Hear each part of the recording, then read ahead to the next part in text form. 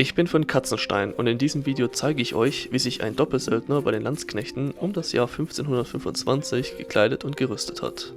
Doppelsöldner waren bei den Landsknechten besonders erfahrene Kämpfer, die in der Schlacht ein höheres Risiko auf sich nahmen und dafür den doppelten Sold erhielten. Dieser betrug ungefähr 8 Gulden.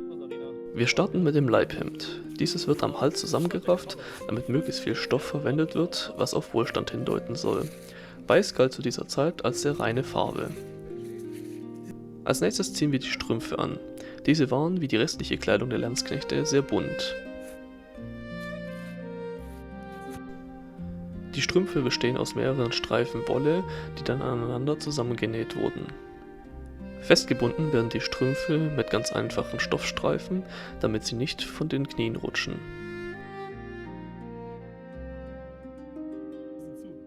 Nachdem wir die Strümpfe nun angezogen haben, kommt eine Hose.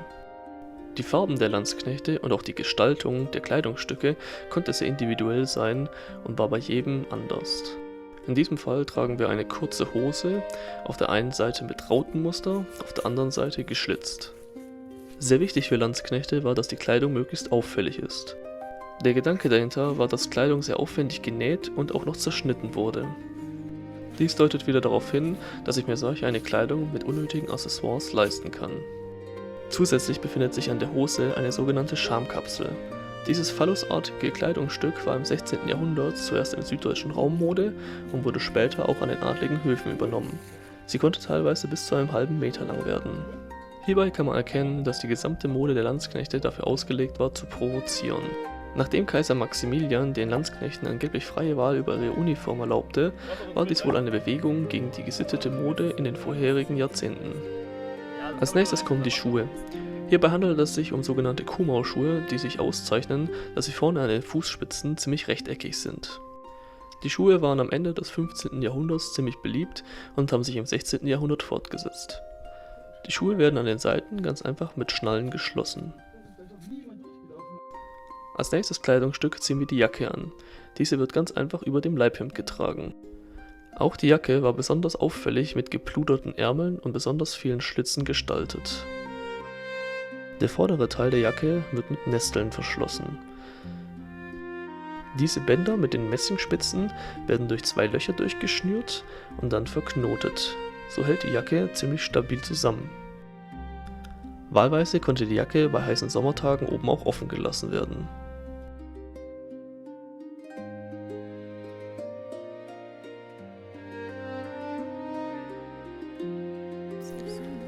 Als nächstes zieht der Doppelsöldner seinen Kürass an.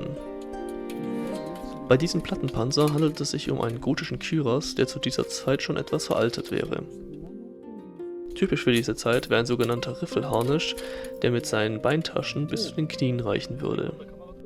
Der Kürass wird am Bauch ganz einfach durch einen Gurt verschlossen, sodass er sicher am Körper sitzt. Der Kürass hat die Aufgabe, die meisten Schläge und Stiche vom Oberkörper abzuleiten, sodass der Landsknecht geschützt ist. Es wäre jetzt noch möglich, Arm- und Beinpanzer hinzuzufügen, aber in der Zeit mit Kanonen und Arkebusen überwog immer mehr Beweglichkeit und das Einsparen von Gewicht. Natürlich gab es trotzdem vollgerüstete Landsknechte, die so in die Schlacht zogen. Jetzt folgt die erste Bewaffnung. Hierbei handelt es sich bei der Sekundärwaffe um einen Katzbalger. Diese Kurzwehr war das Standardschwert der Landsknechte und zu dieser Zeit sehr beliebt. Es wurde im sehr engen Nahkampf verwendet oder gezogen, wenn der Landsknecht seine Primärwaffe verloren hatte. Als zweite Kurzwehr trägt der Landsknecht hier noch ein längeres Messer, eine sogenannte Bauernwehr. Diese wird tatsächlich nur als allerletztes Mittel verwendet. Als Schutz für den Kopf wird eine Bunthaube aufgezogen. Diese besteht aus mehreren Schichten Stoff, sodass sie gut polstert. Über der Bunthaube wird dann eine sogenannte Hirnhaube getragen. Diese schützt den Kopf vor feindlichen Angriffen und garantiert dabei noch möglichst viel Sicht. Die Hirnhaube wird mit einem ganz einfachen Kinnriemen am Kopf befestigt.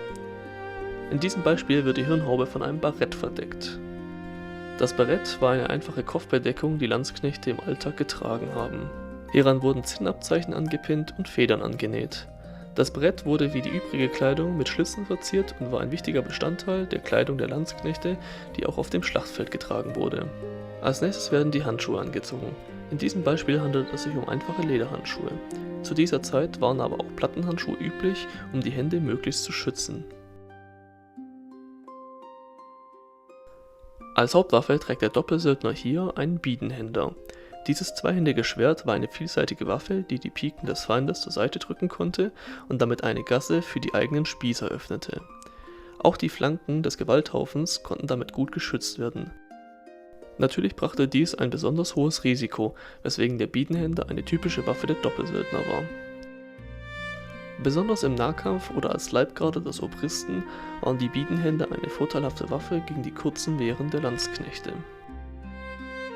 Ich hoffe, das Video hat euch gefallen. Schreibt mir doch mal in die Kommentare, welche Rolle ihr bei den Landsknechten übernommen hättet. Ich würde mich freuen.